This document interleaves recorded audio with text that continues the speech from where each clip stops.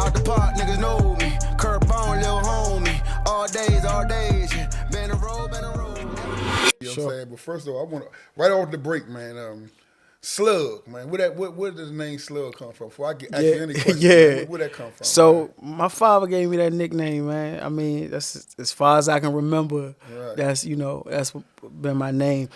From what they tell me, they used to make us box around Hanover or whatever, and I would box some of the older kids. You know what I'm saying? When we used to put me against my counterparts, my age. You know what I mean? Rico and Antonio, so they, growing up under them, having them roughing me up when I was young, I was a little more advanced than the guys my age, So yeah, and it was Slugger at first, and Slugger, they're showing it up, the Slug, you dropping missiles. Yeah, man, so throwing haymakers while closing my eyes, getting lucky, but yeah, man, that stuck, you know what I'm saying? So, and as I grew up, it just, everybody who know and love me, call me Slug. Okay, all right, that makes sense. Makes sense, man. So, tell us, man, where you from? The neighborhood you from? Give me a little bit brief about your school you went to, man, and your background. Yeah, Hanover Place, which is in Northwest DC, right at the intersection of North Capitol and New York Avenue. For those, from around the country, it's about 11 blocks from the U.S. Capitol. Right. And also one of the most, I think, recognizable, I don't like to use the word infamous, but as it relates to the underworld, going back to the 30s and the 40s, and my maternal grandfather was very much a part of establishment, of Hanover as a place for, gambling and bootlegging and things of that nature back then. And grew up in that community, I always went to Catholic school. And I guess from pre-K, I'm talking about pre-K 3, from the beginning. I went to St. Margaret's, which is in Maryland. You ain't never touched a public school? I ain't school? never touched a public school. Then I went to Gonzaga after that. I think, back then, it was, the irony of that. I mentioned my grandfather, right? My mother and all her siblings went to Catholic school. Right, okay. Right? But again, he made a living outside of the law. Right. I think that had a lot, and I'm bringing that up. I think it had a lot to do with that for me. Also, in terms of when I come into existence and ready to go to school and all that, especially my father's lifestyle, I think it was sort of problematic on certain levels for me to go to public school too, from his lens, right? Accessibility, people know, that kind of thing. But also, I think my mother understood the value of a sound and solid education. Exactly. So I think those things played into, especially at the beginning. And then once I got in Catholic school, it was almost I think. Even when he went in, and when we couldn't, the lifestyle wasn't the same. And I want to cut you off because a lot of keep in mind, we all know who the hell your father is, you know what I'm saying? Sure. But it might be somebody in Wyoming, you know what I'm saying, in Dubai, I don't got no who we talking about who your father is, man. So just for the record, man, who's your father? What's his name, man? Exactly. My father's Tony Lewis. My father is or was a very popular drug dealer in Washington, D.C., and went to prison in 1989 when I was 9 years old, as being a partner of in the biggest drug conspiracy that had happened in the District of Columbia. Right. So, his lifestyle and the money that he was making, his notoriety, and at that time, as many people understand, is that family members weren't off limits. People was getting snatched, including the drug dealers themselves. But that was a real possibility. The early part of my life was veiled in a lot of that. Just the understanding of that very early on. To watch your surroundings. Don't go with nobody. Don't tell nobody where we live. Don't tell nobody where you go to school. So I think that had a lot to do with me not going to public school. And even when he went to prison, I think it was very important for my mother to try to keep that up. Right. And then we leaned heavily on my grandmother and my aunt and my uncles for me to stay in Catholic school. But I know went to public school. So I went to UDC in college. But and it's interesting because a lot of people, Gonzaga, you say high school, right? For a lot of people that don't know, that's one of the most prestigious schools in the DC area. For sure. You talking now? Shoot, that education right now would be what 80? What a year? Yeah, for it's probably like 26, 27, 30,000 maybe now a year. Right. You know what I mean?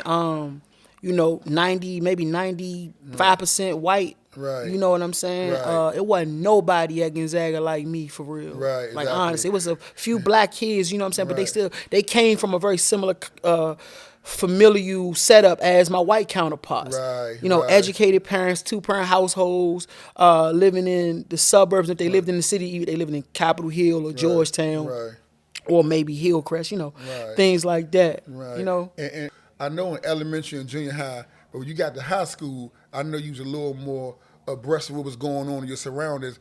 How did you hit any type of feeling when you going to school with people feeling like his dad might don't be the typical dude that got a IBM company or construction company? You know what's crazy? You know what's crazy? I picked that up even in elementary because, like, so even though I went to a all black, you know, we went from pre-K to 8th grade. Okay. So elementary and junior high was the same, combined. Okay. right? Okay. But even early on, I mean, even in that, those people still came from solid middle class black families, working, you know, class families. Because still to be able to afford to send your kid to Catholic school, you had to be making some kind of money. But first of all, my parents was always younger than everybody else's parents, right? My father had all kind of, you know, you can think when I'm in kindergarten, my father 23, 22, 23, you know, different car every day, you know, kind of thing.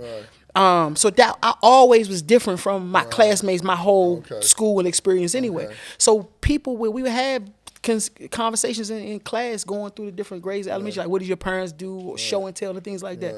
So these kind of things would come up, and then it's things that I didn't have context for that as I got older, I got context for when, you know, even like when my father got locked up and it was all on the news, and my principal pulled me in the office and said, I saw the news. You know, you see a dude on the news that you see come here to get his son. But they probably already knew, like, there's no way who is this young guy? Right. You know what I mean? He a Porsche or Benz or Jaguar or, you know, like Range Rover, like, you know what I'm saying? So you jumping off Porsche and Jag, you in the 2nd grade. Yeah. You running, speeding through the building, getting there, exactly. got a Jag and a Porsche. You know what I mean? And this young guy, you know, he's like, that's your dad. You know, I remember even I remember teachers saying, is that your big brother? Like, because again, my counterparts, their parents, you know, were leaving government jobs and things like that to come pick them up, right? But by the time I get to high school, I'm 14, right? I'm from the, you know, we you know, D.C., the murder capital of the United States, and I'm coming in this environment where my classmates are the sons of congressmen and CEOs of Marriott and, you know, all these different things. They my classmates. Big John Studd, the wrestler, his son was my classmate. And I'm talking to him about my father at that point, doing life in prison. He in Long Park, California, you know, on the other side of the country. Like, they don't have no basis for that. My friends getting shot, we getting shot at. They don't have no basis for that. My mother in St. Elizabeth. You know what I'm saying? So if I'm having a conversation about what's going on in my world, it's like totally something they can't even wrap their mind around. Right, and that's deep. You say your mom in St. Elizabeth. In St. Elizabeth, that's a hospital for mental illness and different things like that. Absolutely. Man, what drew your mother to had to be placed in St. Elizabeth? So like right around the time, you know, one thing about mental illness, right, it's hard to like put your finger on exactly like where it begins, right? So her issues may have been there prior to my dad's incarceration, but one thing I do know for sure is that his incarceration exacerbated that. You know what I'm saying? The stress of it, you know, our whole lifestyle changed. You know what I'm saying? We go from living, you know, out by Wild World, or, you know what I'm saying, or was Six Flags now, but out in Largo, Maryland, the suburbs, single family home, you know, lifestyle was a certain way. He go to jail, we got to move back around Hanover. You know, everything that she had, you know, started to identify or, you know, in terms of how, you know, what represented her was now taken away, including him.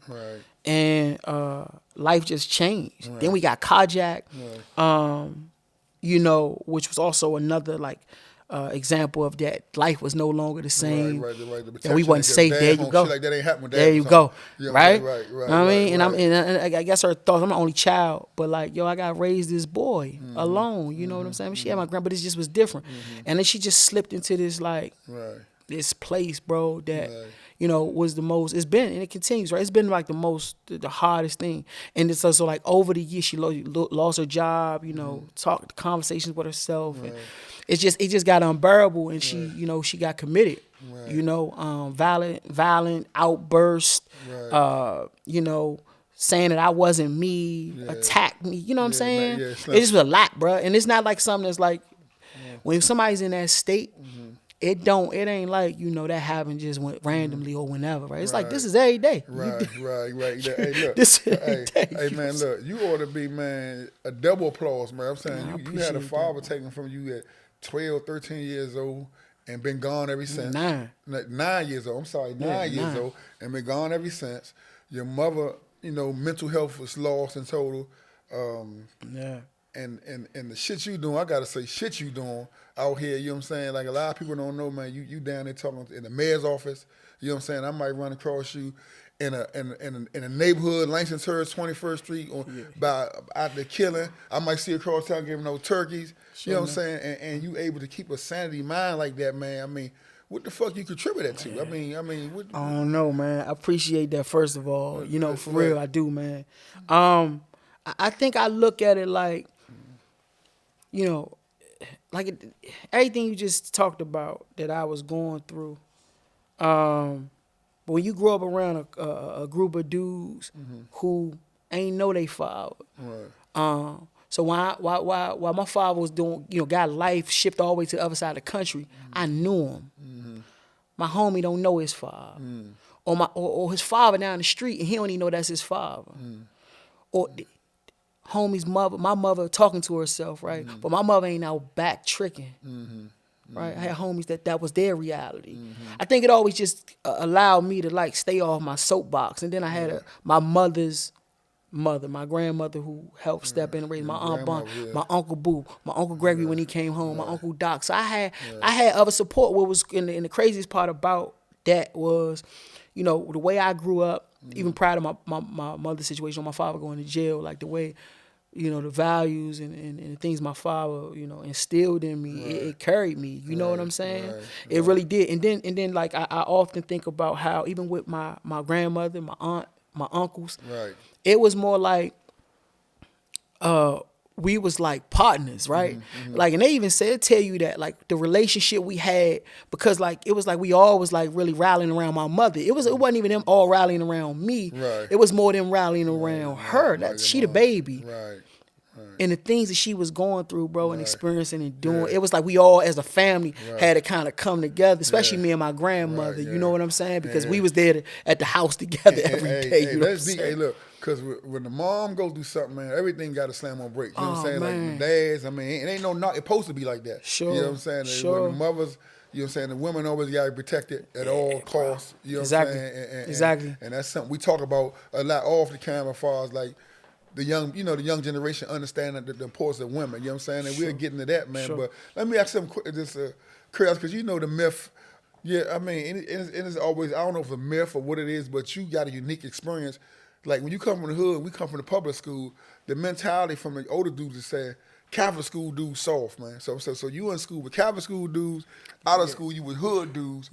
Give me the distinct difference, not really who's soft or not, but what's the difference from a nigga? Nah, I agree with that assessment. A lot of people will be mad at you about that. I know that.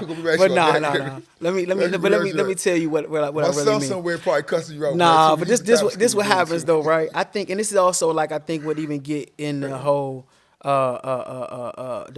DC versus a Maryland dude who, it's not about toughness though, right? It don't mean just because you go to Catholic school that a dude from public school can whip your ass. It don't. That's not true. That's not what I mean.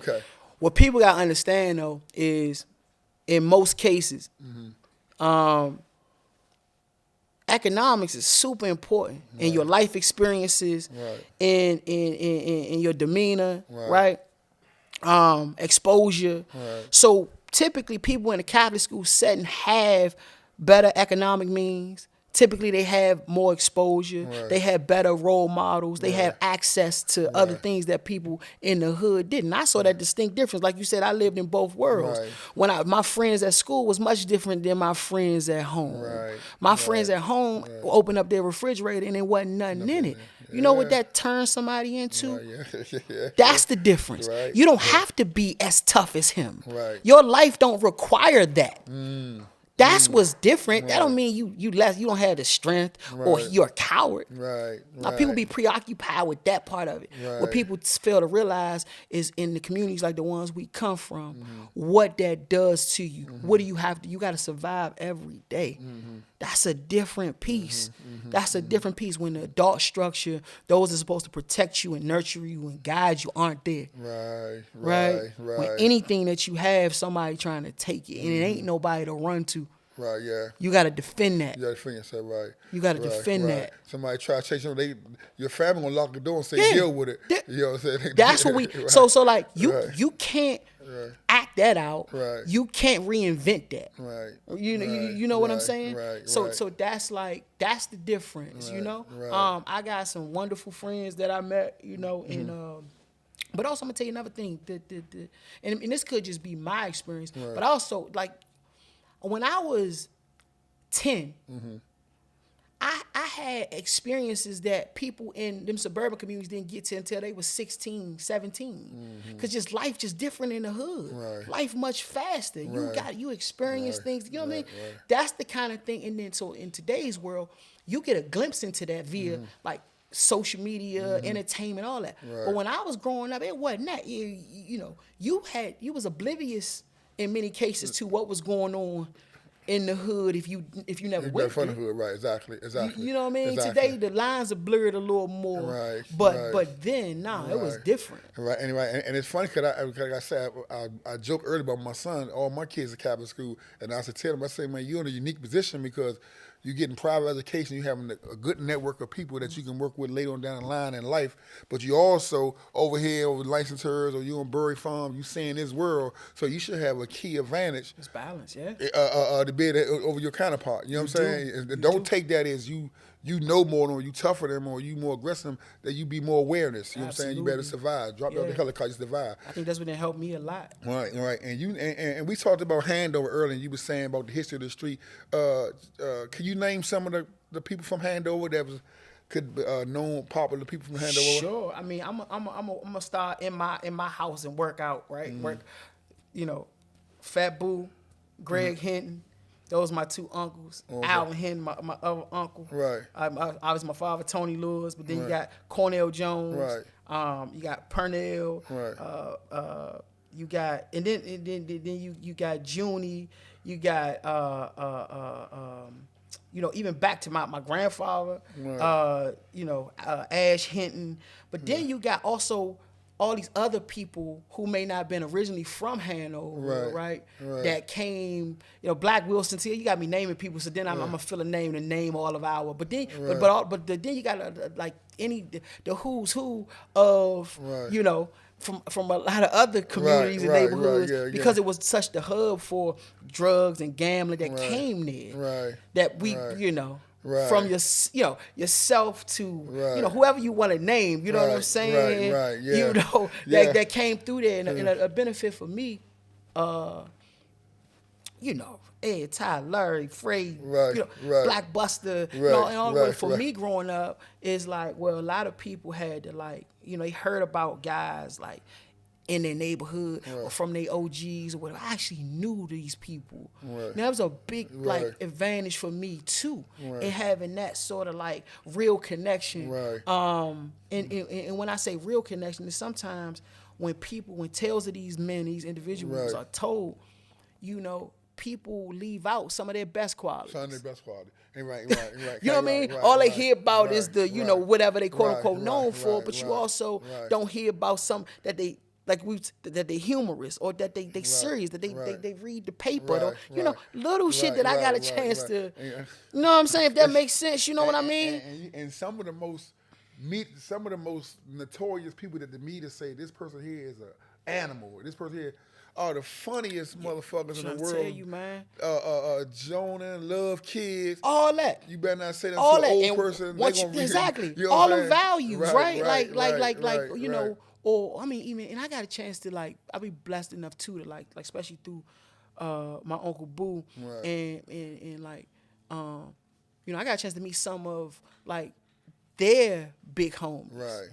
or some older dudes, you know, that hung out with my grandfather, right? But being in the crap joint, you know, gamblers, they be, you know, it be from 18 to 80 sometime in the crap joint.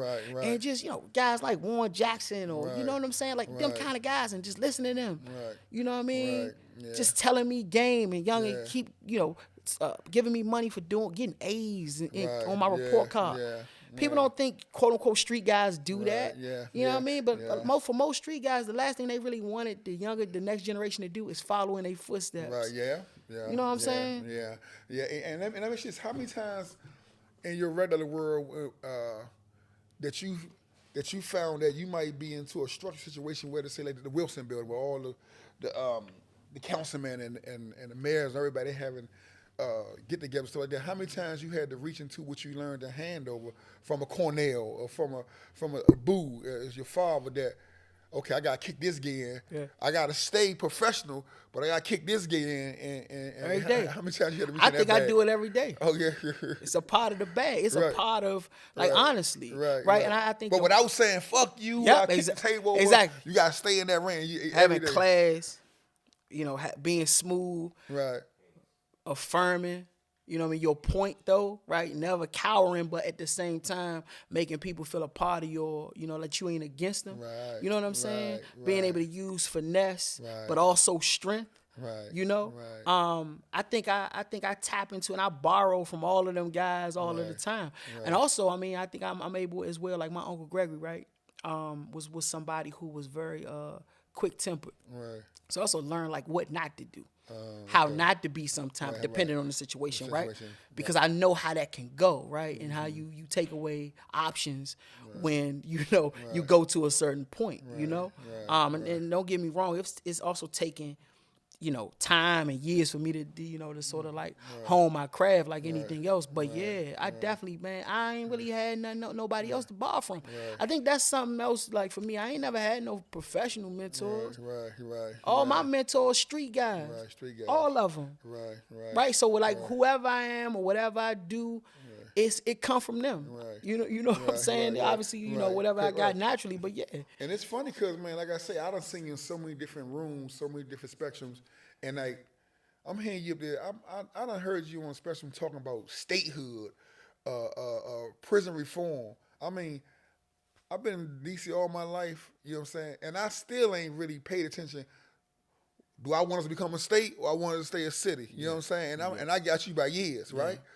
Like, put us in the mind, what made you even be concerned about that, to understand the importance of that, you know, at a young age like that? I think. And like, before I cut you off, let me know what we should we stay a state or a city? You help me with that. That's a tough one.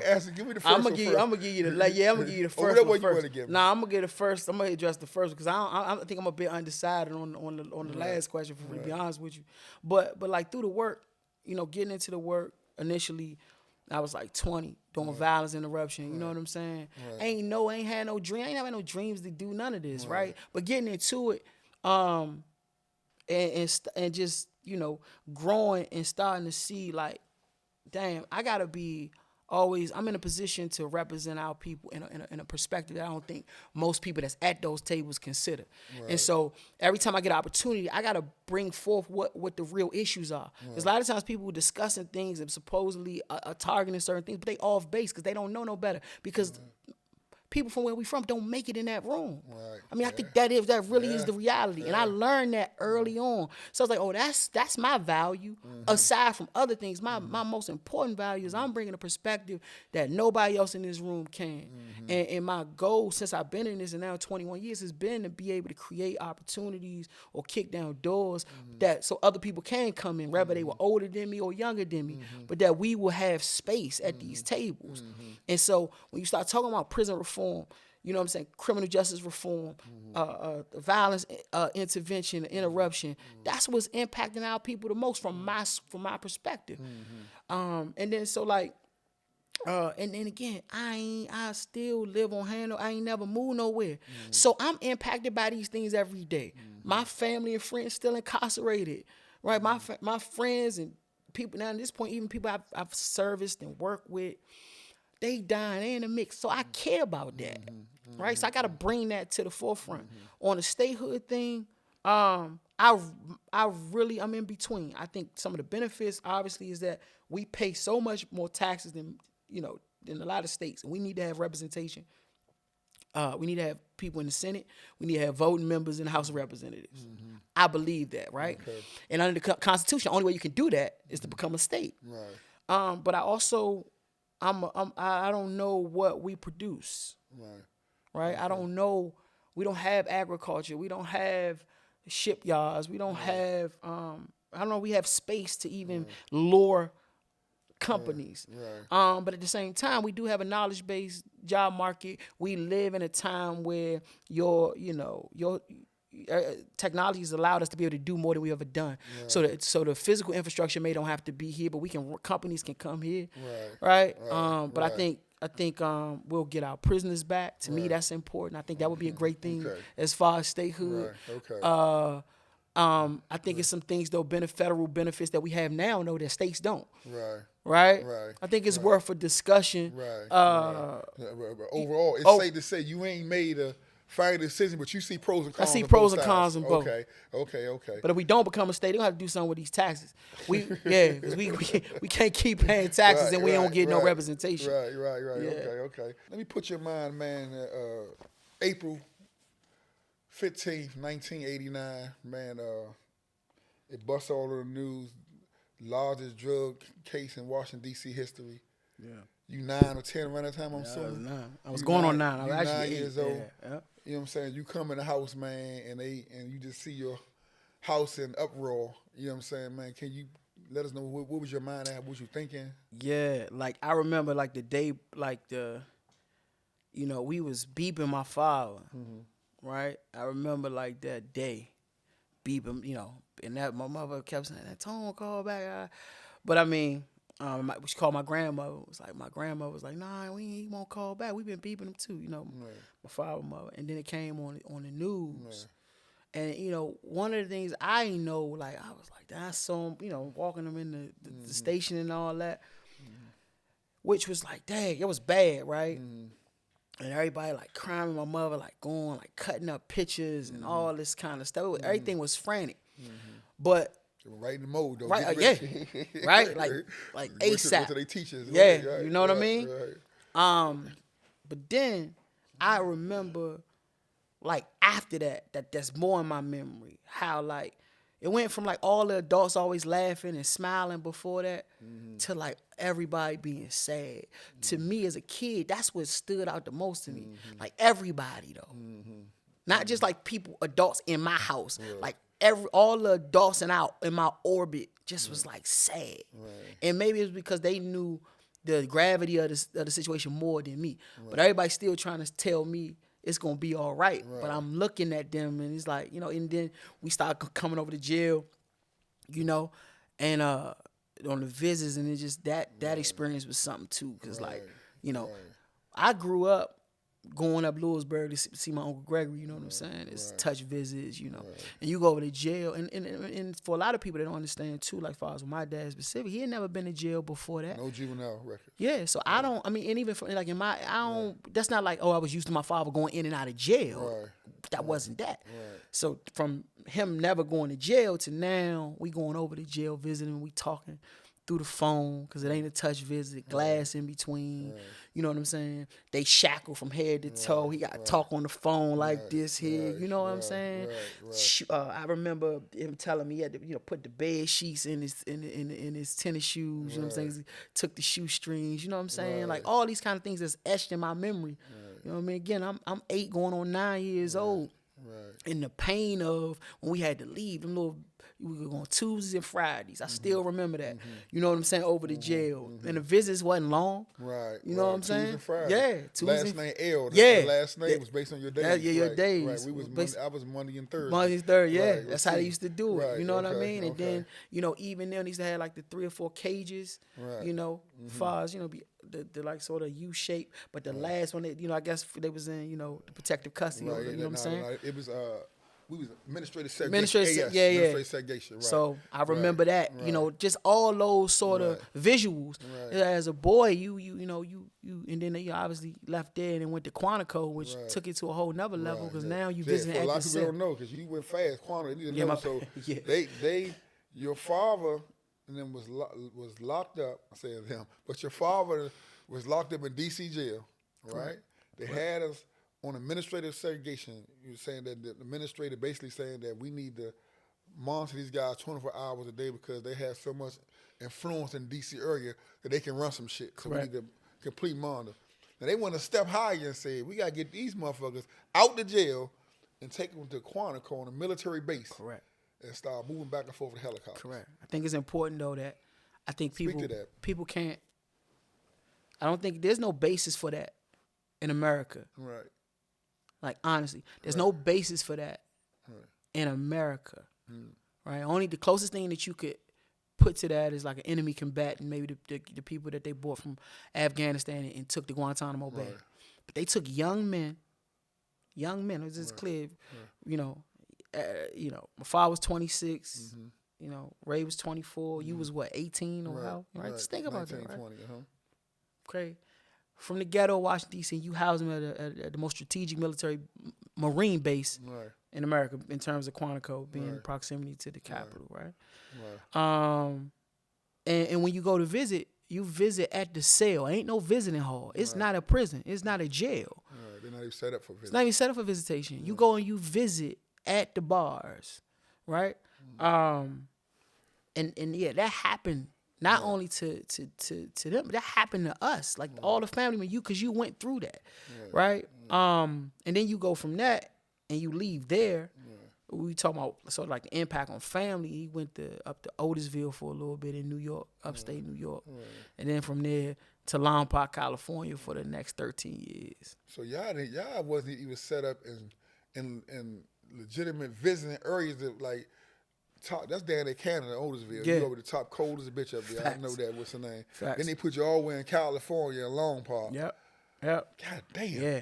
And the Lompoc, the joint, what's crazy about that joint is like, it ain't like you fly in the Lompoc, right? Ain't no, you know what I mean? You fly to L.A., and then from L.A. you fly to Santa Barbara or Santa Maria, and then you drive, another probably, 45 minutes an hour to Lompoc, which is like nothing. Vandenberg Air Base is there, and like, flower farms. Like it's the weirdest thing. Like you know what I'm saying? Right. But most kids in our communities ain't gonna never be able to go out there. That's A. Right. But then B, I went out there 3 times in 13 years. I went out there when I was 12, when I was 16, and then again when I was 19.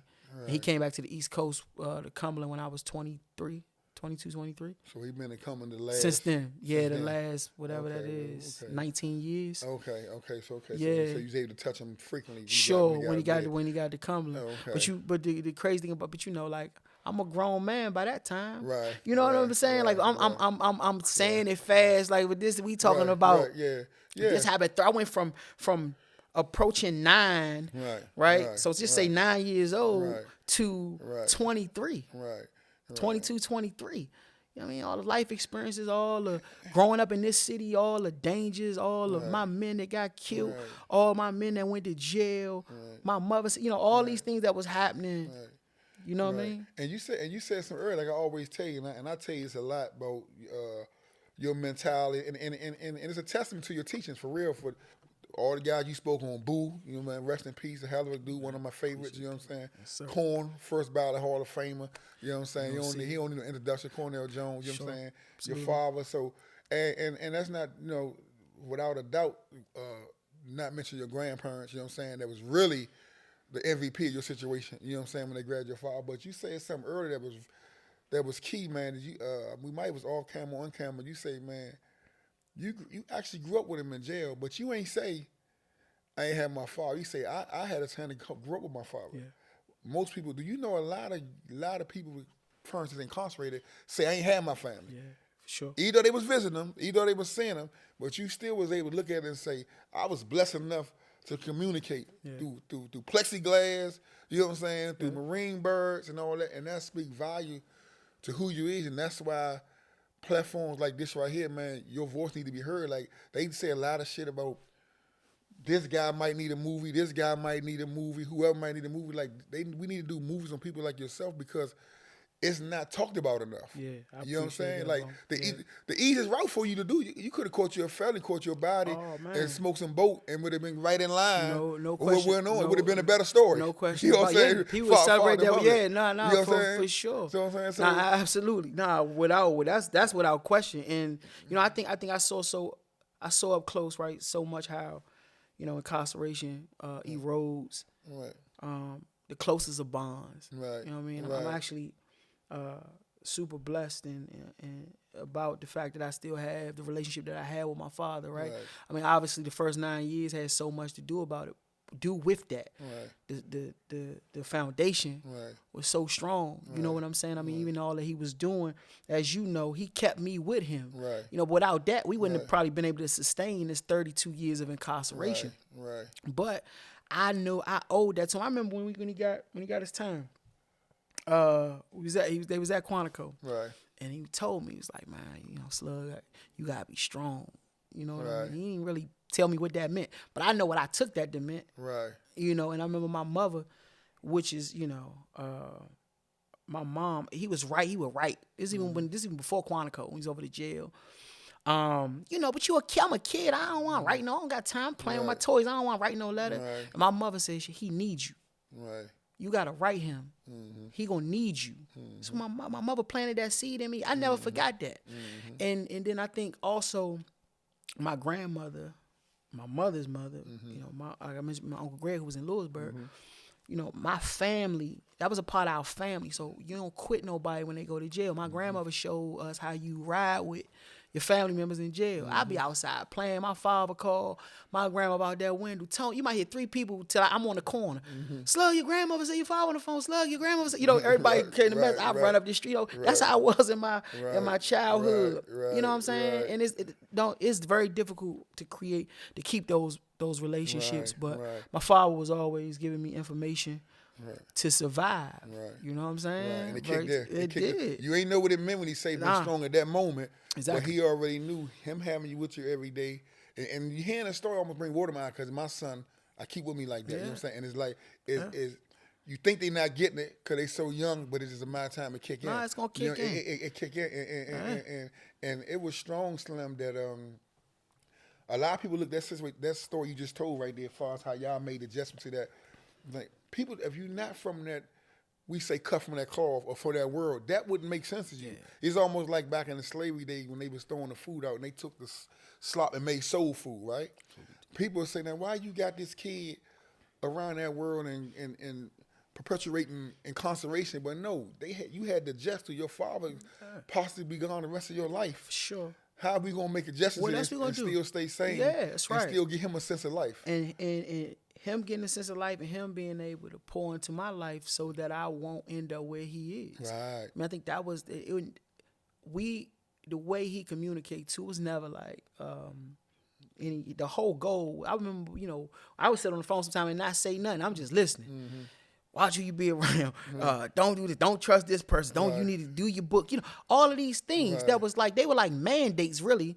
You know what I'm saying? Like, this what you going to do because the last thing I want to see you do is come in here with me. Or look, this what's happening in here right now. And then one thing when he was out in Long Park too, they used to be locked down all the time. I might not talk to him sometimes 2 months.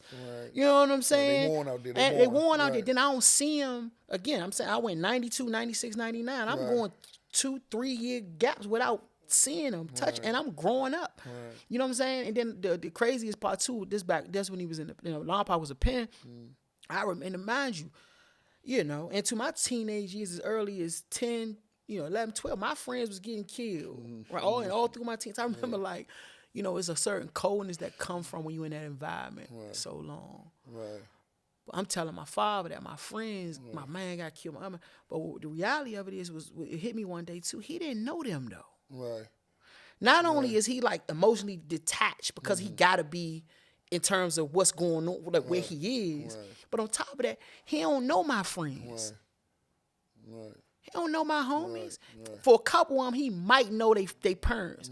But it was a lot of shifting going around. Like in like 90, a lot of the original handle people anybody that was a renter got moved they did like on the urban renewal, they moved them off the block. Right. So from like 90 to 94, I grew up on a block, on a street in Washington, D.C., where you probably had 8 to 12 of the homes occupied on a block with, say, 60 homes. Right. Everything else was boarded up and abandoned. That was my landscape when I came outside. Right. But then new people started to move, people moving in around O Street, First and O, you know what I'm saying? That's when I started hanging around there. But my point of saying that is just simply like, my dad didn't know my friends. Right. You know what I mean? Right. So a lot of that too, emotionally, I was sort of like, oh, I gotta show to this. Right. Or it never was a situation, Dad, them dudes shooting at us. Right. Nah, because I also understood early on too that it wasn't nothing he could do about it. Right. And I'm not gonna burden him also for him, he going through enough. Right. You know what I'm saying? Right. Did you ever go through a time when you felt like you had to go extra harder when he was gone because you wanted to make sure that motherfuckers don't think you get in the past because your father? I think so. Harder, I think I always sort of had even before he was gone though. Right. So you gotta think like even before he was gone, in my little peer group. Right. I'm talking about even, man, that shit start when you young. Because everybody know I'm like the prince of our neighborhood. Right. So we playing throwback or we going to the body. Right. We might be going to the body. Somebody going to steal me. Right. You know what I'm saying? They going to hit me in my face, right? Oh, my bad, it's an accident. But they really mad because, you know what I'm saying? I'm out here playing in Gucci. Right. You know what I'm saying? Right. I know we play. They going, but that's why and it used to mess them up. I know it did. My friends that told me about this, like coming up. But I always like met the challenge. I was I never fit that school. I never got off or like, oh yeah, but that's Tony's son. If he wasn't Tony's son, nah, you wouldn't. Right. You might try, but you wouldn't. I never was a pushover. I always had heart and had courage. Exactly. Because Rico Antonio never treated me like they was rough with me. Right. They made me rough more so than even like my father. You know what I'm saying? But I say that to say, yeah, I always had that.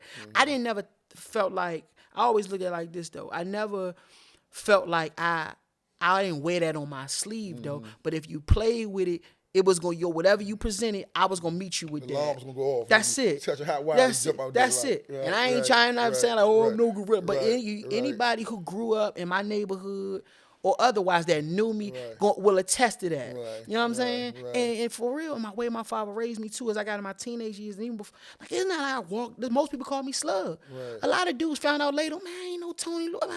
I ainain't know that was your father. Right. It's not like I was, you know what I'm saying? Because again, I mentioned that a lot of the dudes that was originally from around our way, they moved to different parts of Saratoga.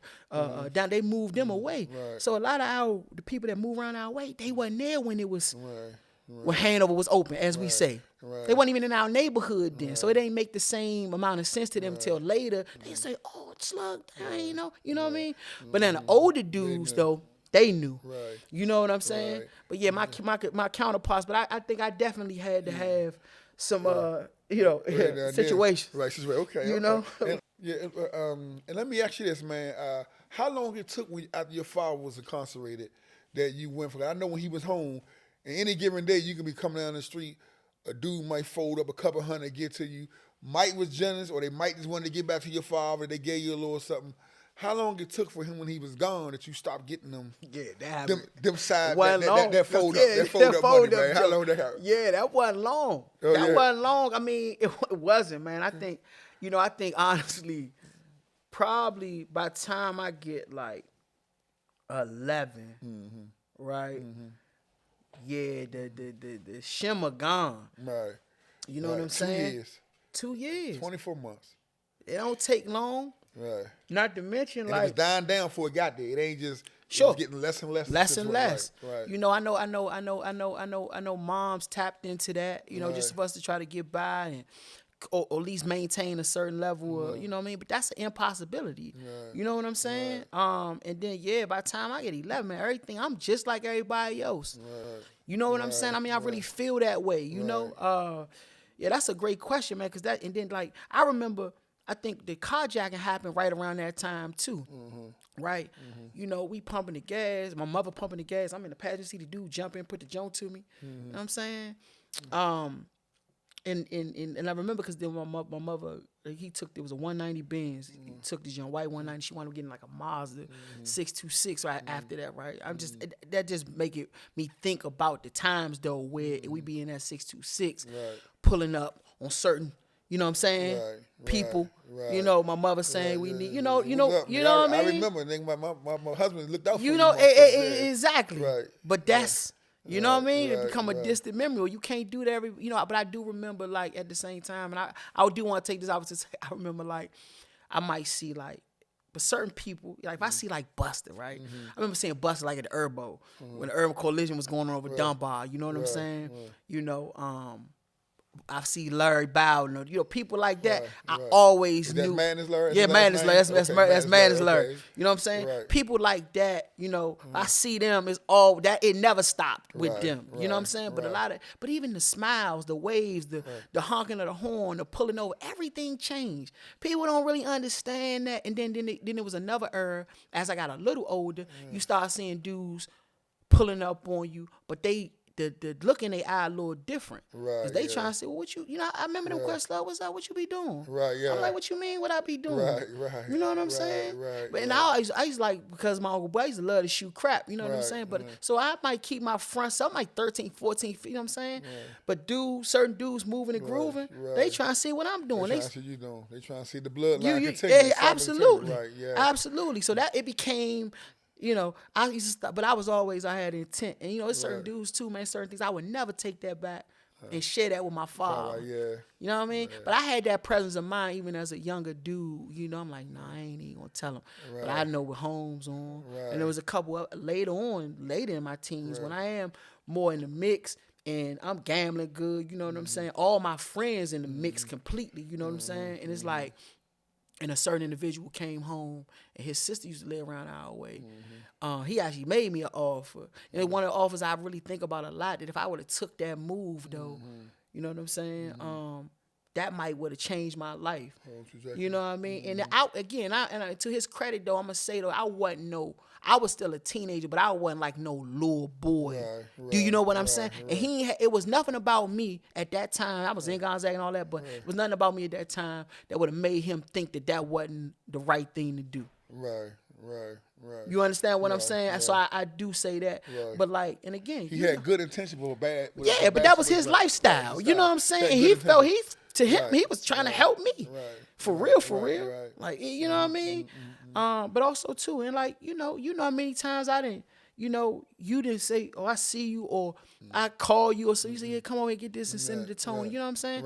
Yeah, and even with that, I say if you give him a tray or something, my father might tell me, okay, Slug, you send me 150, you keep 150. That's the kind of thing. I win some money gambling. I might, if I win 500, that's a hypothetical. I might send my father 250. That's who me and him been and and getting through this together. You know what I'm saying? Y'all bond. The wall ain't stopped the bond. Okay, the wall ain't stopped the bond. And man, what you say, like, because the shit you saying, like, I knew you, but it's like you talk to him, you just learn more. And it's like, you got your father taken away from you. You basically got your mom taken away from you. You got carjacked at an age where you really couldn't defend it. Could do nothing. Right? Yeah. You had all the reason in the world to say, man, fuck the world, I'm going hard. Yeah, I'm hurt something. And we today, the work we do, we see young dudes who looking at that same thing. Say just we're going to start this in a second. Just tell them, is there anything you can help them how you was able to maintain, not saying, fuck, I'm going to go hard with the odds against you, nobody, nowhere to help you? Yeah, man. Like, that's a deep question. One that, struggle with, as far as being in the moment, but just understanding that just because you hurt don't mean give you the green light to hurt somebody else. Right, yeah. Right? Yeah. And so if it's ever a matter of, we talk, like you said, talking to them youngins, like if it's ever a matter of like you in a situation where you really know that it's between you and that other person. Right. Mm-hmm. You don't want to hurt your mother, you don't want to leave your family. Understood. But that I always was understood that though some of it, was it really for that person?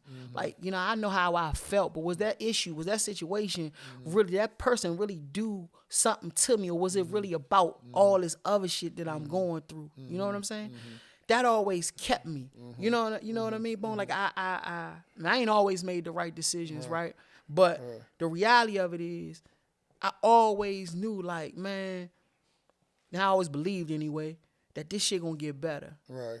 Right. And that's the sometimes we quit right before we win the race. Right. I really believe that. I think my life a testament to that. Just hold on. Right. Hold on. Hold on, home. Hold on. Right, yeah. I'm telling you. Right. It was moments when, you know, I went from my homies coming, Slug, man. You mentioned I went to Catholic school.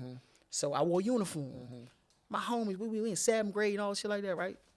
6th grade, whatever. Slug, can I wear this? Can I wear your coat? Can I wear your Jordans? Can I wear your da-da-da-da? Because they ain't got nothing. Yeah, go ahead, blah, blah, blah. Till when we get 15, though, they hustling. 14, they hustling. I can't get what I used to get. Right. And one thing about it, people talk a lot about a motherfucker being born with a silver spoon, but what happens when you get it snatched out your mouth? Yeah. See, people talk about rags to riches, but not that riches to rags are different. That break a motherfucker. Yeah. That's different. A lot of people with that other skin, they dive on bricks. Yeah, they dive absolutely. on bridges. You know because your whole, I mean, I'm telling you, it's hard to adjust to that. Right. So now I had to grow up. I'm looking at that. Man, I used to wear my now. He got the, you know what I'm saying? Right. But hold on. Get a little older, little thing. My other men really getting it. You know what I'm saying? Slug, you want to know? I'm cool. I ain't got an acorn. I'm all right. Hold on. And made a way. You know what I'm saying? And that's what I always try to tell you, listen, hold on. Don't make situation worse than what it already is. About nothing. Right. You know what I'm saying? Now, if it come down to it, something about your life, then you know what I'm saying? That that's number one rule, self-preservation.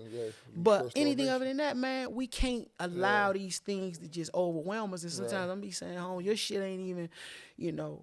And sometimes when we think our situation bad, like I said, in terms of what was going on around me, I had homies, man, that my shit was bad, but that shit was worse. That shit was worse, bro. Yeah.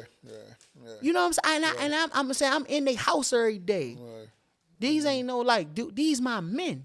So I'm saying I can't really be. Yeah, mom's schizophrenic, but man, look at this mother. You know what I'm saying? Right. Yeah. You know what I'm saying? I'm like, he can't get away from that the rest of our life. Exactly. Yeah, and that's key. And that was beautiful. I just want you to touch on it because that's a powerful thing. Like it's crazy. Like every time I see you all over the city doing a whole rock of shit. You know what I'm saying? You on the Breakfast Club, man. Out there. I see you on our man Chico. 85, shout out to man, 85 I South. went to the show the other day. We talked behind, say we actually gonna get together in the New Year's and he come in town. Good man, Slim. Good man. Yeah, man. And people don't know, like that case that your father went on, like that's known as the Rayful Edmond case. So, and I'm saying this to build up to something, right? Because I hear a lot of people say Tony Lewis Jr. using his father's name. Yeah. To get in this door, to get in that door, to do that. Nobody wouldn't know all this type of shit, right? And motherfuckers don't know. I was there, right? In the whole era. And your father was like Kaiser Sosa. Motherfucker ain't even know your father. Yeah. You know what I'm saying? Right. Motherfuckers knew Corn. Sure. Motherfuckers knew Rayful. They knew Fred. They knew Buster. Yeah. Like, they was like Lucky Luciano or Al Pacino or whoever you want to say, Bugs Malone. Your father was like Miles Lancey. Yeah. You know what I'm saying? Yeah. You heard, but you don't see him, right? And motherfuckers don't know, Slim, you actually brought his name to the light the way it's looked at now. When you see rap, I'm seeing rap dudes talking about free Tony Lewis. Yeah. Before you start putting the free Tony Lewis and promote, look, I'm a son, I ain't laying down. He got life, and I'm going to fight for him because he can't fight. You know what I'm saying? You taking this shit in front of Congress, in front of the mayor, Black Lives Matter. You know what I'm saying? Thanks. You had motherfuckers, man, and just to be transparent, like you had niggas coming down to the Black Lives Matter joint that I seen with Tony Lewis shirts on that I knew was hating on him. Yeah. That I knew I done heard them say shit. That was like, I'm out there looking at this shit. I say, this nigga got a real movement going. You got the haters and everybody in this motherfucker. You know what I'm saying? Yeah. So I'm saying, man, how do you, how that make you feel that money? And you don't want to come on and say, y'all niggas got it fucked up. Yeah, but they do, though. These niggas know my father because of me. You know what I'm saying? That ain't taking your father a bad motherfucker. That's no question. How that make you feel, man? Yeah, when I hear stuff like that, I do. It creates a bit, it rubbed me the wrong way. I mean, just because I think people have no idea how much sacrifice and commitment, you know what I'm saying, I've had to show and endure to get here. How, and in my lane of work, being his son don't really help me. And I still never shied away from who I was. Right. You know what I'm saying? I ain't, and for anybody, anybody who really knew, who grew up with me, like I just alluded to, in my life as growing up in the city, I never walked around like that. So that's when the time when it would have made sense. Right. When I was a teen, I was I'm telling you, man, Tony Lewis, my father. Ain't nobody never said that I said that to them. Right, you know what I'm saying? No girl I dealt with. I mean, you get to know me. Obviously, he a part of me, so you gon'. But that's why I'm so transparent, because he a part of my life. Right. But yeah, he and I even have conversations about that. He even say like, yeah, and I tell him like, I used to be your son, now you my father. Right. That's the point of reference. I'm the point of reference now. But I think that's a beautiful thing. You know what I'm saying? That's the way things supposed to progress. We know also everybody don't love everybody either. Right. So again, that could have been detrimental, right? And me just saying, oh, Tony Lewis my father. But I never look for, nothing extra. You know what I'm saying, from that. That's not even how I show up in my life, though. Right. You know what I mean? But I'm definitely not in any way ashamed of who I am. From it. If you know me, then you know that. Right. And one more thing on that, on your Freak Tony, because when I seen that poster, man, you had a powerful poster. I think that was down by Union Market. It was like saying the new DC or something. Yeah, the DC Native movie. DC Native. Shout out to my homegirl Angie, man. Yeah. And is that the Spice? Spice, yeah, Spice Sweet. Yeah. Tell Angie I gotta get some spices, man. Yeah, man, please pull up on her, man. You know what I mean? It's Coleman Station. I ain't working with Coleman Station. I'm on the line. Yeah, there you go. And like, when I see you in these different shots, man, I done seen you, like I said, on the Breakfast Club, you know what I'm saying, on the 85 South, posters and TV, and I'm saying, so that's how I want to laugh. I'm going to tell you why, you know what I'm saying, because all I see is your mother pulling up on Bay Street, right? Yeah. And then she come through, ain't no parking space, so they was like, Tony, that was your people, right? Yeah. And they pulled down Mercedes, man. I want to say sports. They was driving Mercedes, she was driving Mercedes sports, I want to say. Yeah. Soon the door open, man, you might be 20 cars down, your little ass come on, just haul ass down the street.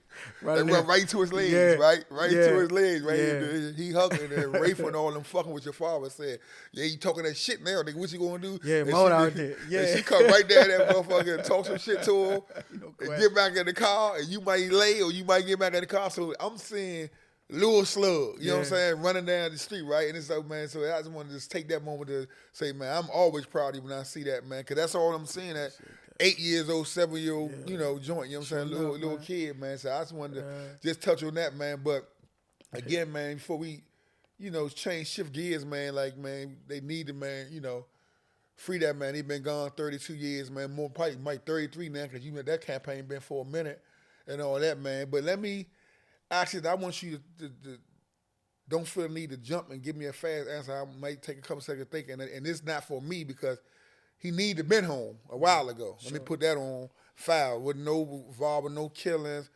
Don't even play the gang crew shit. You know what I'm saying? If people be locked, I hear people come on saying, man, the nigga be in jail, he be quiet, like he almost miserable, he got time. And I'm like, no. He a no tolerance dude. He don't want you in his space. Bottom line. It ain't him, it's you. You know what I'm saying? He a no nonsense guy. You ain't gonna have to guess if he fuck with you or not, right? So let me get that out of the way that he need to be home. But to somebody who's sitting at home that don't know nothing about him, that I had the privilege to know about him, and you knew about him, that say, well, look, Tony Lewis Jr., I don't think he need to be home. I mean, as a matter of fact, you tell me why should he be home? Why should he be home? What you tell? Make that make sense to me. What would you tell that person? Yeah, and I've actually had to have this conversation with people. Right. I would say my father made decisions that he's been held accountable for. Okay. That every day in my work I sit across from people that have been convicted of murder, rape, child molestation. Right. I mean, my role is to help those people stabilize and not do those things again.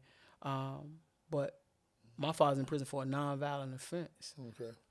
An offense that since then, the federal government, all researchers, everybody said that the laws that gave him that sentence were unjust, that they were racially motivated, and that they were wrong, including our President Joe Biden. But most of the reforms that's been created, though there have been some, have not been what they consider to be retroactive. Right. They are things that have been left up to a judge to decide whether a person is worthy of, to be able to get a sentence reduction. Okay. But all the research, everything says is my father, anybody that has convicted of a drug offense should not have been sentenced anything over 30 years. That 30 years should be the max. He's approaching his 33rd year. He was never incarcerated prior to. He's had a stellar prison record. He's done probably more than any other federal inmate to impact the community that he comes from prison. We can put that up against, we've done PSAs to stop violence. We've helped incentivize people getting their GED, started programming, provided food and resources for inmates' families, helped connect people returning to the community to jobs and opportunities. He's done all of that. So he's paid his debt to society. Right. And I would pose a question to that person: why would you, what is it about him selling narcotics you think he should go to jail for the rest of his life? How is 32 years approaching 33 not enough? Right. And see, I think people confuse in the sense of like this campaign that is about innocence. Right? I've never said I think my father was innocent. But these sentences, these laws that were created were they never should have been 100-to-1 disparity with powder versus crack cocaine. Right. It never should have been a sentence where somebody on a first-time offense could get life without the possibility of parole. That's draconian. That's for real. That's depending on how you look at this experiment we call America. That's un-American. That's un-American. And people have done more heinous things, and they in freedom. As I spoke to, I work with that population daily, and I'm not judging. I'm not saying they should go back to jail. I'm just saying my father shouldn't still be there. Well, you laid that out beautiful, and that make 1,000% sense. And I think you might have left off. I'm not mistaken. This probably been 15 years ago. He became a certified dentist or something. Yeah. That happened. He was still in. That might be at this point a dental technician. Okay. Registered by the Department of Labor. He did that in Long Park. So he been in Cumberland 19 years. So that happened maybe 20 years ago at this point. And just imagine somebody with his background come out and put a program together and go over Southeast or go over Northeast and say, Shorty, now, I controlled all this shit, and I'm going to show you how to put a doctor or dentist jacket on and be in this world. Sure. And you know what I'm saying? Like, nigga ain't never say he want to be a dentist. Yeah, you know what I'm saying?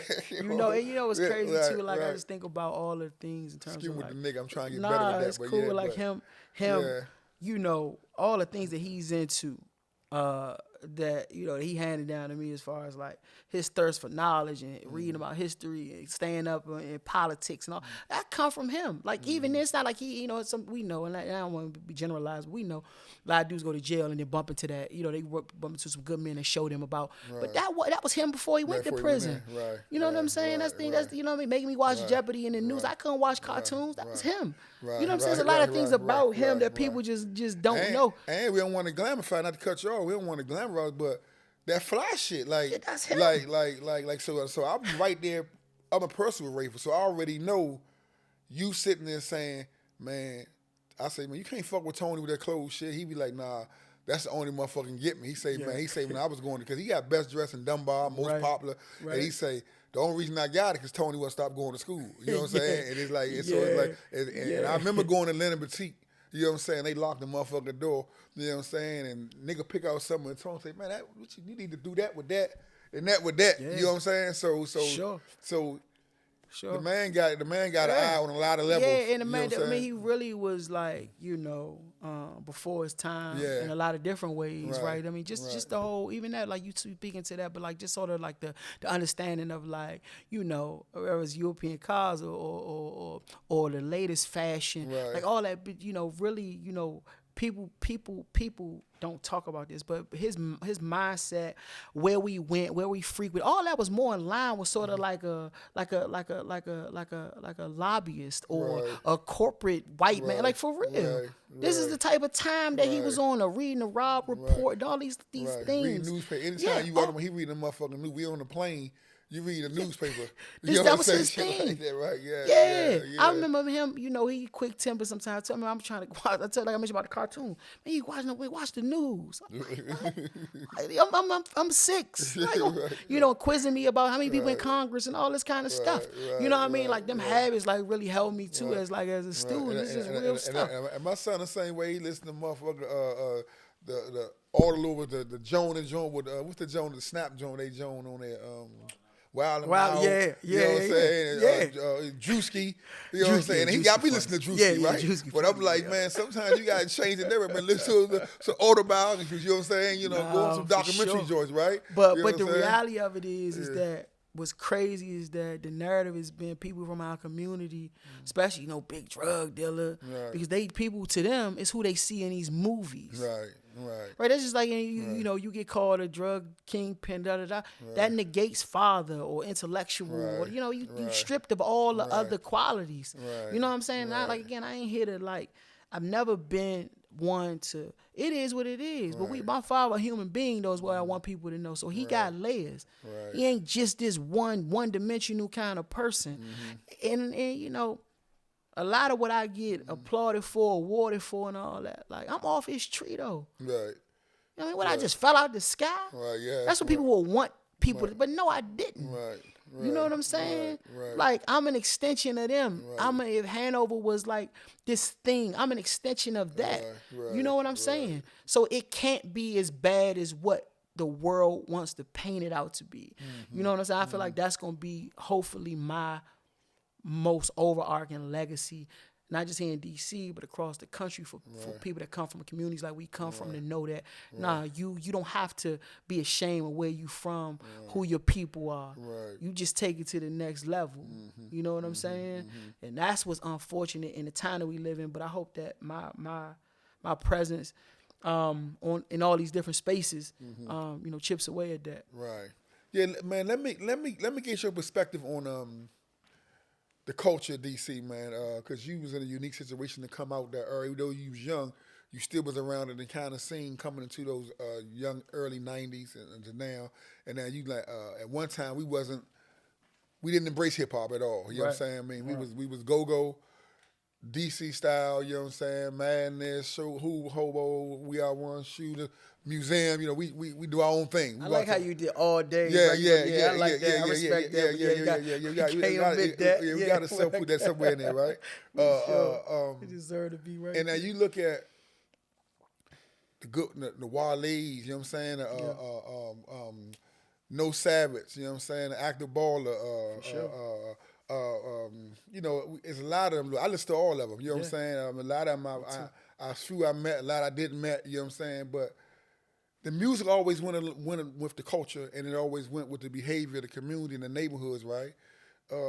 What you think that we can do from that standpoint, from the music, to get some unity, or them to get on some type of core to get the culture out there? Yeah, that's a great question. Because as somebody who always saw myself kind of as a bridge, I remember early on, when I started the whole DC or Nothing movement, it was really about this exact thing. That was in 2010 though, and around trying to get support for Wale, and then knowing obviously his undeniable genius and talent, right?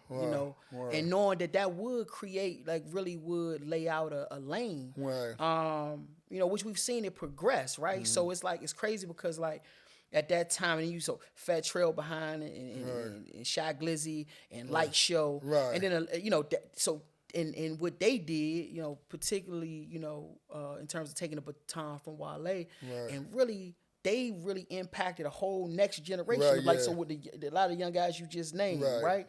That because without Trail, Light Show, Glizzy, you don't get the No Savage, the Baller, the and a lot of the Jay-Z riff, I'm just like that. You know what I'm saying? A lot of these, there's a lot of them too. That's the crazy part. Because now every hood got a buzzing rapper. You ask young kids from DC, your favorite artist. When I was growing up, it wasn't about rap. It was go-go. But now these youngins might not even like go-go. So we've seen the progression of rap music, and it's become a part of our culture. And I think we're gonna see the best of the talent now, because now these youngins are literally growing up with it being a part of who they are. With all that being said, obviously hip hop has always been sort of a reflection of the streets, and I think that our hip hop scene ain't no different. I think it's unfortunate though that these young people don't have enough glimpse into who we really are. I think because they don't see themselves enough in the rap world that they find themselves trying to emulate other people to a certain extent, or feel like they have to do that in order for it to get out of here. I hope they understand that they don't. You got to be authentic to who you are and to yourself, and I feel like it's gonna happen. I think it's happening. I mean, we had a whole lot of people not only from like DC proper, if you will, but in the DMV get signed. I think we are the next hub of where the music attention is coming. But I hope we be ready. You talked about unity. I think it's going to take that because I don't want the light or the eyes to come here and then they don't like what they see. Because do they want to invest in this guy if they feel like he gonna catch a body or somebody gonna kill him? Or the people around him going to jail soon? Do they want to invest in you? And that's what we got to start thinking about. You know what I'm saying? Because it really is. You've seen how it's transformed other areas. And I think the unity can come once people start seeing what's at stake. That's like millions of dollars. I think it's also, I would love to see a state-of-the-art studio get built here. Because as much as it's about the rapper, it's also about the sound. So from a production standpoint, I think it's just as important for our producers to start getting placements on with these major artists. So now people would want to come here to record, which opens up they already come here obviously to perform and to hang out. You know, it's a destination. Snatch the bag and get out of here. Yes, but they snatch this a bag snatching. Come get it and gone. They might double back twice in a month. You know, that's the type of, but now we need people to come and sit down record with our artists, shoot videos with our artists. You know, you mentioned too on the fashion end. I think it's also equally important that our artists should be in, say, museum or eat or all days when they, all of that to present our culture. But I would love to have some of them young guys though sit down with people like yourself and really too, like honestly, just get a history lesson. And that's why I'm retreating to, because that's a goal of mine. You know what I'm saying? I like to sound with all of them at some point. You know what I'm saying? I know it'd be hard to get everybody in the same room, because it's like, I remember like when Wale, he paying homage. He put me in 2 or 3 songs. You know what I'm saying? I think he put you in a couple songs, if I'm not mistaken. And I look at it as homage. You know what I'm saying? Him doing his research, doing his history. But then you hear like, other rappers which was young, but then you hear their handlers. I guess their managers, guys that's older, like, he using you and he trying to use you for plug. And I'm like, dog, I didn't get that, and I'm the subject. I'm looking at the fact you can take that and make it show that we a movement. You know what I'm saying? They like niggas say what they want about the New York dudes and the LA dudes. They roll their history to the motherfucking bank. Sure. You know what I'm saying? And it's like and it's like and that's what I'm saying. Like, don't shy away from the history. Like getting together. You know what I'm saying? So that's and him paying any. I think also people overstate because again, one of the things I as if I got any criticism or critique of our area is how narrow, and I'm victim of it too, right? I'm not. I'm in the same boat, right? In a lot of ways where our vision is just narrow, man. Right. So like we but that's DC, right? In a lot of ways, right? So DC, we know what's like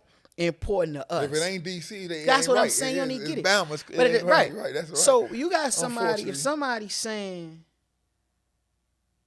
Curtbone name, an international artist, right? Not just we say shit like the little rapper. And we talking about an international artist. Right. That this same record he'll perform globally. Right. Exactly. This same record is getting listened to globally. Right. So as much as him saying your name or my name does give him credibility here, but he's telling the world about us. About the city, the history. So that ain't no even exchange. How is it he getting so much from it and we you understand what I'm saying? Now we don't get, I don't know money going out bank account for him saying our name in a record. But it's important because for the culture, and that's an acknowledgement that he does not have to do. Have to do. That record gonna get spent wherever he say out. So this is what I'm saying. We gotta change the way we see things. Right? But I have been in a situation where I'm in a meeting, totally unrelated, right? Somebody say, wait, did Wale say your name in this song? I'm like, yeah. They're like, oh my, right? That created a different level of buy-in in that meeting. Because now she was impressed, but now her colleagues was like, what? You were in a song? So now they taking me more serious. So don't tell me that stuff don't mean, right? So this is, I'm just thinking, and so for our, and he older than obviously than the guys we talking about. Right. But just think about how some of these guys are so did they go and say another person Name. from some other city Right. in their record. Right. And they got people here that far outweigh those guys, but they don't even understand that. Right. Somebody that's right and they missed and they don't even understand that. Right. That's what's tragic. Right. So I think those are the things, but those are the, I think the impacts of of mass incarceration, of all this premature death that we've experienced, where there ain't enough people in these communities to really get them the real. Right. And they got these guys who really weren't relevant in that time. Right. You know, being the the standard bearers. Right. Exactly. Lying to 'em. Exactly. Right. And that's the conversation. Like, how do we address that? How do we address like you say, the gatekeepers? You know what I'm saying? The dudes. I say the dudes that was in the stands with binoculars on, but they age relevant. Sure. But when the game was on, they had binoculars on. But now, they done wiggle their way around these youngers that got juice, and they just changing the whole history and sprinkling salt every chance they get. Like, that's a whole other topic in itself. It is, man. That need to be addressed. You know what I'm saying? And it's like, and I was talking about the other day with someone that's basically saying, man, dudes got to stop being able to come up to somebody saying, hey, look, man, you know Michael Jordan hot. And then he don't present no paperwork to prove that he hot. But he getting a little bit of money. He got a decent little car. You know what I'm saying? And he know Joe Smo, so they make that law. You know what I'm saying? So it got to be to a point now that you not only got to have that paperwork or have tangible to get it, it should be some penalty for the person who taking that information. Yeah. You know what I'm saying? I think that's the only way, that shit can be rectified. You know what I'm saying? Because the teaching I was under there say, man, don't say nothing you can't prove, because you got to deal with that. Yeah. You know what I'm saying? And it's like now we're just so free willy. You know what I'm saying? And what's your perspective on that? Do you think that's a old law that need to be rebooted up, man, or should have never went out? I think fundamentally. Right. Fundamentally, I think we need to get back to people having integrity, because that's how I see that. Right. I see that really as a question about integrity. Right. So if it absolutely, we got to get back to old law in a lot of ways. I feel like having integrity, having values, having principles. Right. Even if you go to work every day, you don't. It's just like you telling your boss that a coworker is late every day. Right. But he on time every day. Right? So this supersedes the streets. And I think we as people, what we've gotten to is that we ain't got no integrity no more. Right. We do whatever we think gonna make us look and sound sweet. Right. You know what I'm saying? Mm-hmm. But what people also gotta do is you gotta fact check people you think bringing you facts. Right, exactly. You can't keep just going for anything. Right. So that's what ask for proof in anything. Right. You know, I see people do this. Well, yeah, she used to mess with such a. He did. Whatever it may be. Well, what's the proof? Because people you just taking people's word. But and also it's crazy. I feel like people only do that with people that people have respect for. Right. Right. People don't do that because they don't care. Right. They don't make up stuff about just anybody. Right. Right. They trying to put a chink in somebody's armor because really they envy that person. Right. Exactly. You know what I mean? Exactly. Yeah, and it's so sad because too many of our young men and women, boys and girls, have not been raised around men. Around men. Right. You know what I'm saying? Around men. So they don't know what real what the behavior of a real man look like. Exactly. So they can't decipher. Right. You know what I'm saying? Right. And sometimes it hurt when I'm talking to a young dude and somebody done put something in his head about his uncle or his father that wasn't true because they not here to defend themselves. You know what I'm saying? I'm like, damn. But I think that's a lot. That's it too. People benefit from that. So many people locked up or dead that they can say anything, right? Because like you said, there's no access to the person that they talking about in a lot of cases, right?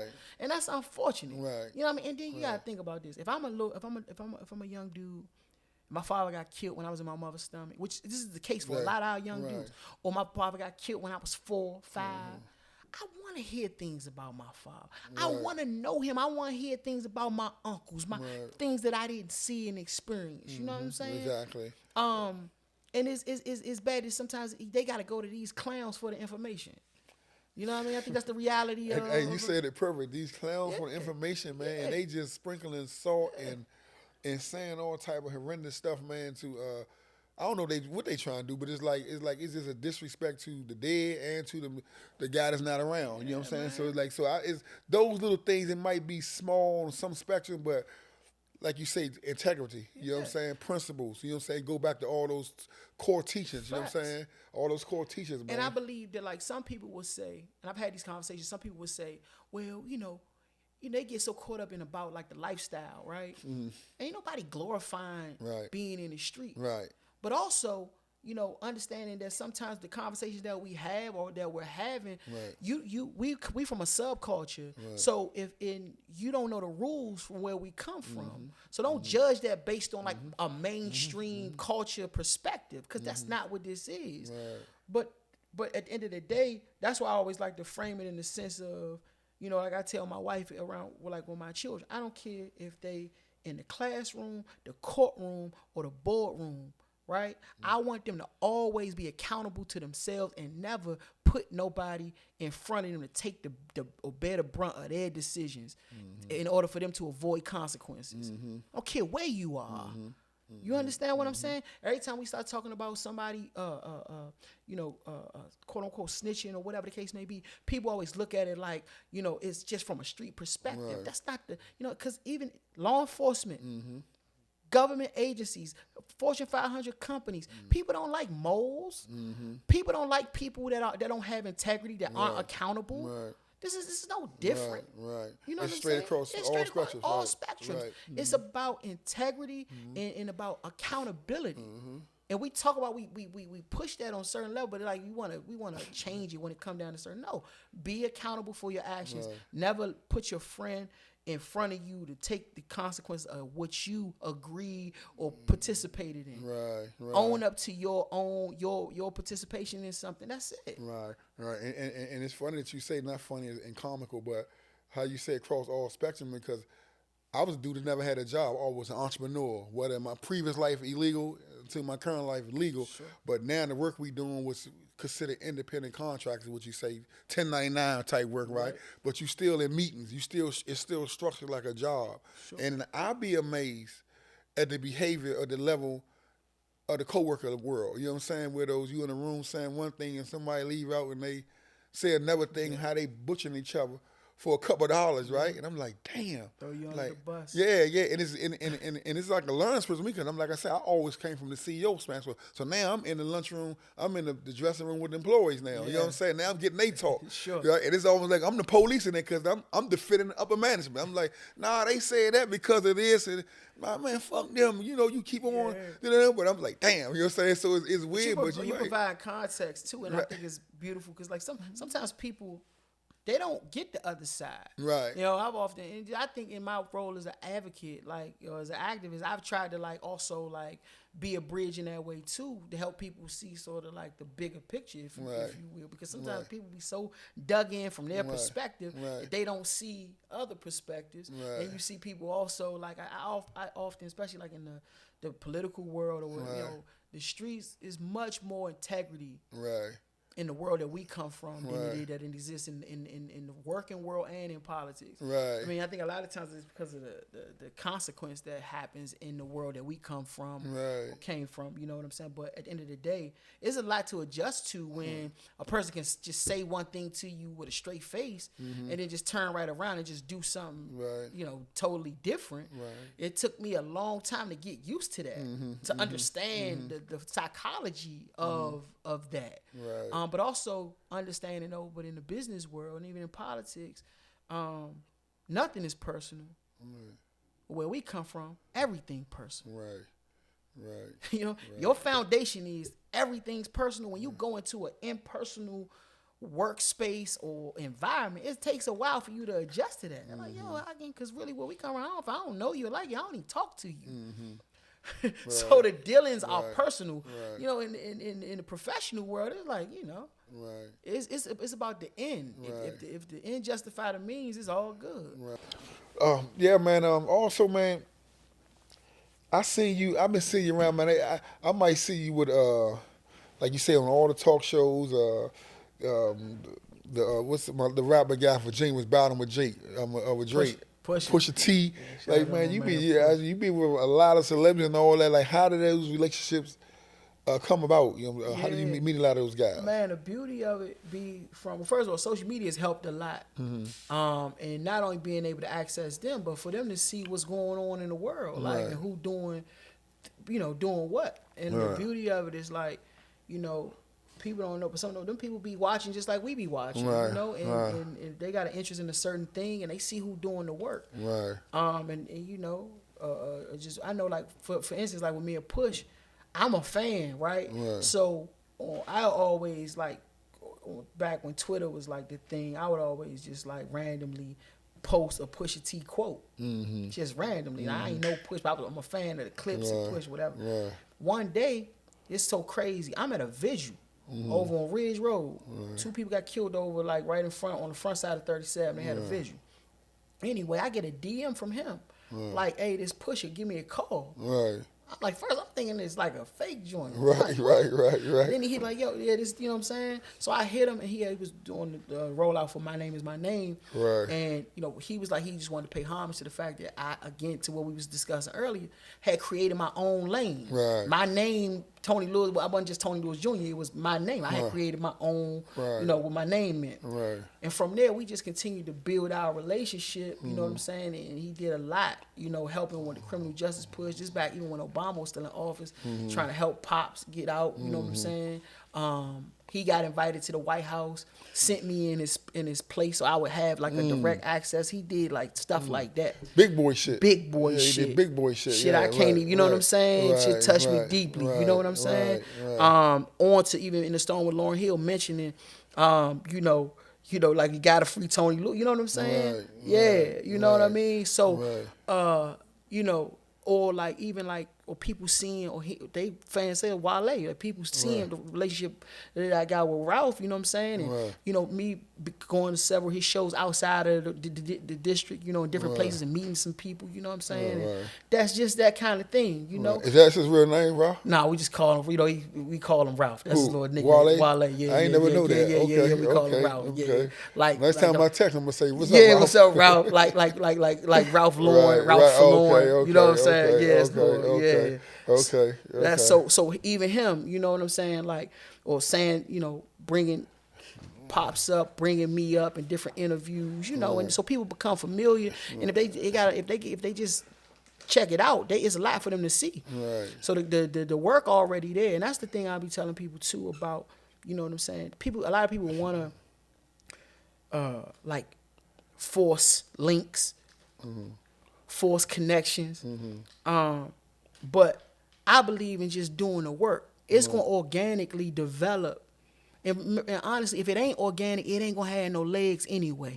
You know what I'm saying? So like, I ain't never been like, "Hey, Wale, introduce me to this person." "Hey, Pusha, introduce me to this person." You know what I'm saying? That ain't really how it works. Or even like with Charlamagne, when I got on the Breakfast Club, man, I've been badgering Charlamagne for maybe 4 years.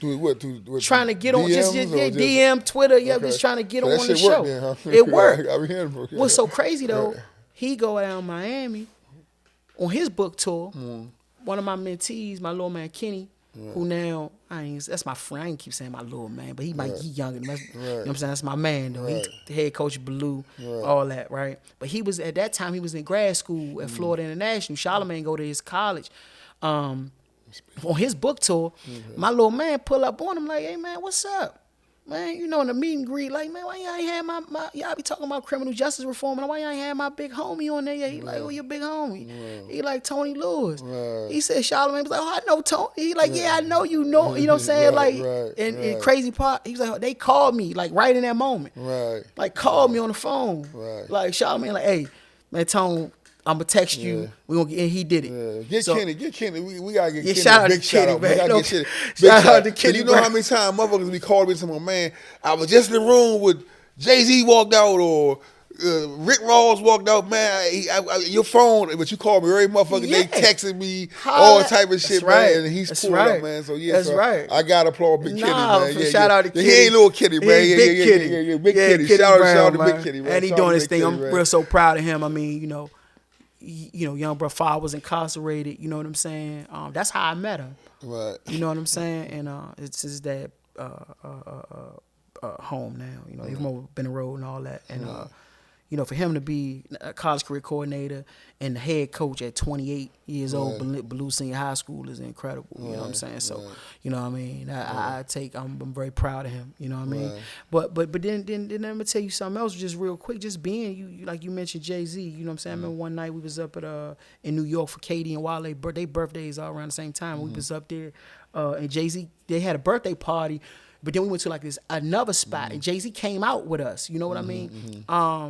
You know, and it was like Wale introduced me to Jay-Z, right? And I was, you know, like, just what's up? We like right beside each other at the table like this. But then we just kind of sort of, again, had a more like organic just conversation, just like, you know, but like you lead that interaction, not like, you know, Jay-Z went on with the rest of his life, you know what I'm saying? I haven't talked to Jay-Z since or whatever, you know what I mean? But those are, I think people misrepresent what those opportunities could look like. But the reality of it is, for me, somebody like me is saying, I didn't done enough to be in a position to be in this, you know, you got a world-class athlete, maybe one of the best basketball players ever, one of the best, you know, musicians, artists ever, you know what I'm saying? Maybe one of the top businessmen ever, right? Coming from where we come from.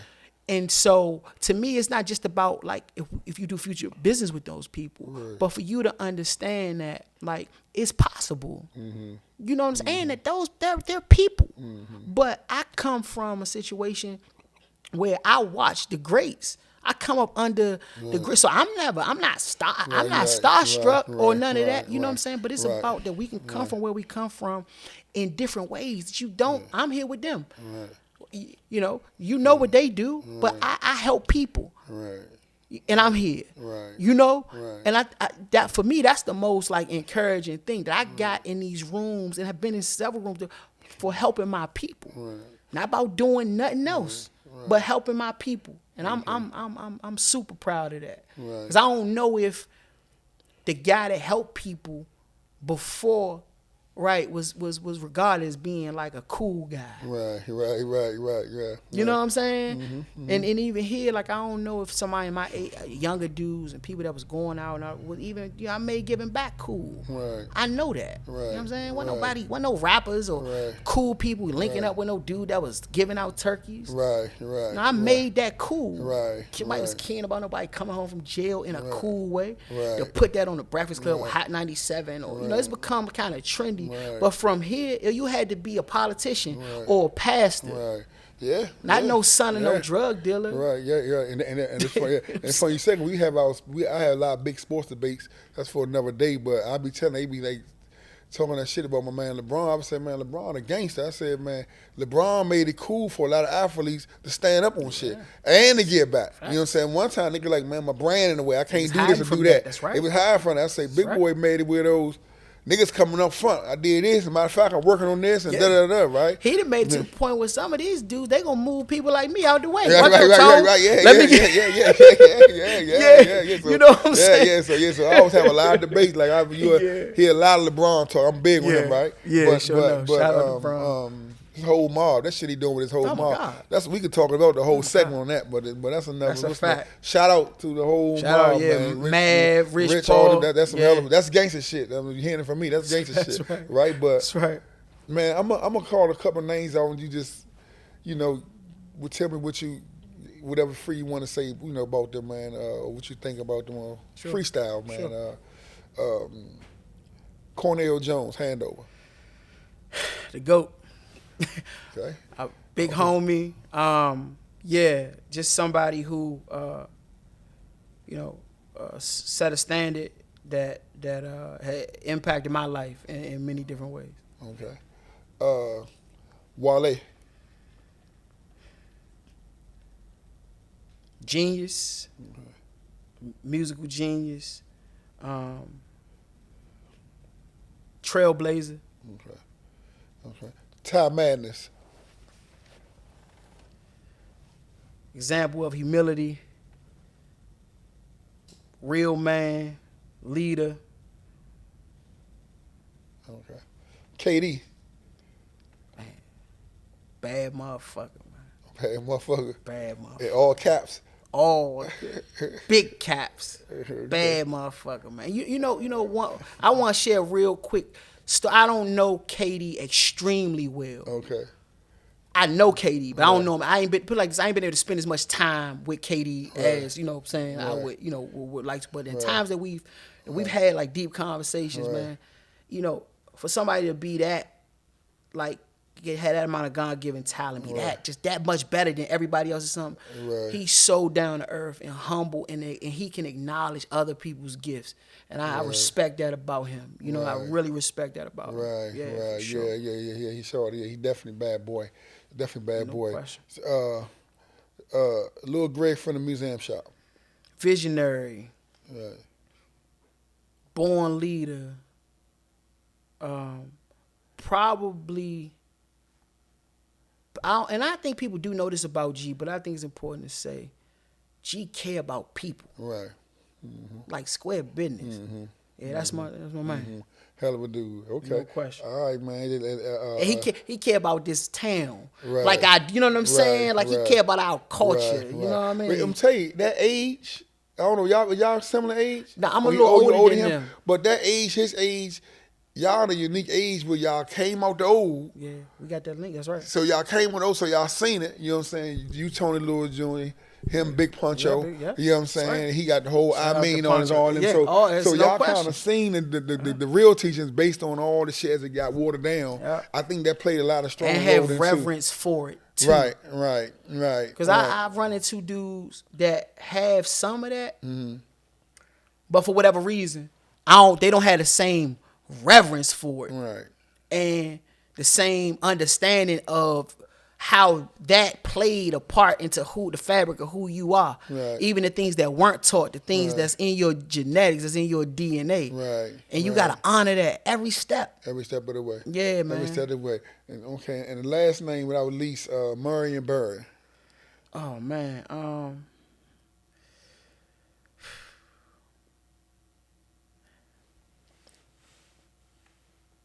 Legend. Somebody who I think also people lose how incredibly brilliant Mr. Burry was, right? You know, he had a degree in chemistry and all this kind of stuff, but just that he laid the blueprint in a lot of ways of like not being afraid to uplift your people, and particularly from a policy standpoint. Like I think it's one thing to like I think in DC we real big on like, you know, sort of like representative stuff, like or not, but like if we see you in our neighborhood, that means you're a good politician. Right. But what I'm talking about is, and what I think we need to definitely get back to is being more focused on ensuring that black business thrives. Right? I think Mr. Burry's policies, and I ain't saying that Mr. Burry ain't beyond, none of us are beyond reproach. And we all got our flaws and difficulties, but what he did to empower black people, not just black business, but then black hiring within a go, what he did is unparalleled. You know what I'm saying? So that's you know, somebody who I think anybody in public service in any capacity needs to look to study. And I remember just hearing stories too, even before he became the mayor, like the Pride Incorporated, like things like my Uncle Boo. My Uncle Boo worked the only job he ever had through the Pride Incorporated program. And a lot of other guys in his era ain't never had a real job. But that was like, and that morphed into what I think people like in my age group consider like the summer youth program. But like those things, the fundamental things that start young, disconnected youth early on in getting jobs. You know what I'm saying? Exactly, and the skills and the network and the stuff that they learn in that, that's the goal. And again, that's been duplicated all around this country. You know, I think what he did gets covered up so much by the BS. You know what I'm saying? Right. Excuse me, man. Nah, you good. But that's the thing. That people like that, these individuals, I think when we look back, you know, people you name, man, like there's people that benefit from their contributions. Whether they know it or not. And still have a generational wealth of some of the opportunities open up for a lot of people in the city. Yeah, man, for sure. Yeah, man. But you know, in closing, man, you know, this was beautiful, organic. Yeah, appreciate you, Bone. You know, all of the above, man. And it was good that you was my first, episode, man. And I appreciate definitely appreciate you, coming on, changing jewels, man. You got any handles, any things you want to shout out? Yeah, sure. Like for one, obviously everybody can follow me on all platforms. Mr. Tony Lewis Jr, Mr. Tony Lewis Jr. But me and my girl Angel, man, working on something real important, helping the men. DC inmates returning. We ain't got no halfway house. Hopefully that we will get a halfway house really soon because our brothers out in Baltimore, man, going through a lot. We the only place in the world you do your time away and then you re-enter away. Right, right. We've been blessed to be able to be in a position to help those brothers with monthly stipend, cell phone, pay the bill for 6 months, iPad. We linking them to mental health services afterwards, dental cleaning, and screenings, and being able to have people have a shot at being stable. So when they and family reunification events where they can be able to take their kids out to a nice restaurant and eat, things like that. So I'm super proud of the opportunity to assist in that. And aside from that, we really trying to put a shot in the system that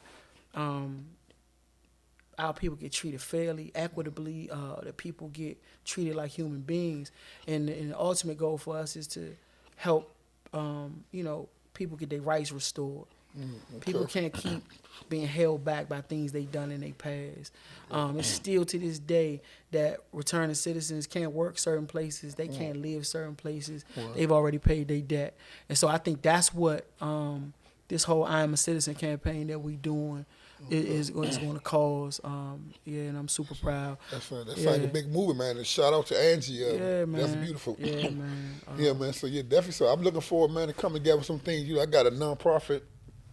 One mind at a time, you know what I'm saying? We give away turkeys on the northeast side. We do a couple of little things. So we definitely got to come together. Yeah, we got collaborate on some things. We've been together here. Yeah, you already know. On a spiritual standpoint, you know what I'm saying, and family, but, just on a community thing, man. And keep pushing what you're doing, man.